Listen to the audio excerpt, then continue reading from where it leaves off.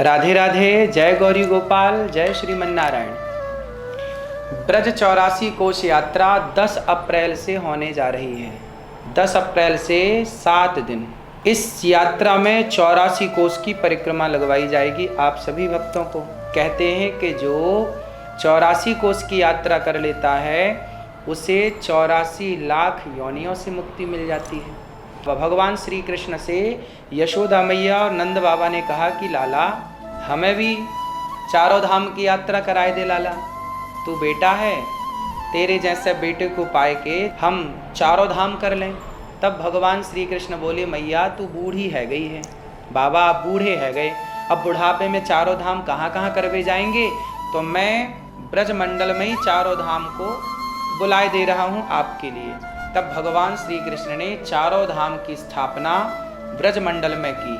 तो कहते हैं कि छोटे बड़े जो तीर्थ हैं जहाँ शायद आप जा पाएँ ना जा पाएँ, पर सभी छोटे बड़े तीर्थों का भगवान श्री कृष्ण ने इस ब्रज 84 कोश में स्थापित कर दिया यहाँ वहाँ।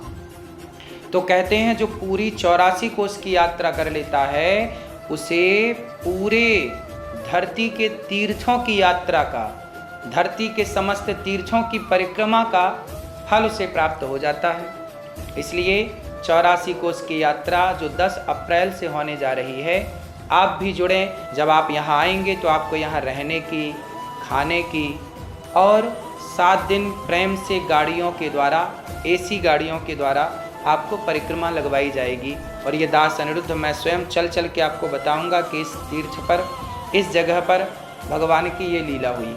तो ये दास अनिरुद्ध के साथ आप चलना चाहें 84 कोश की यात्रा में तो आप चलें, और जो नंबर दिए जा रहे हैं इन नंबरों पर संपर्क कर लें जिनको भी 84 कोश की यात्रा में सम्मिलित होना है।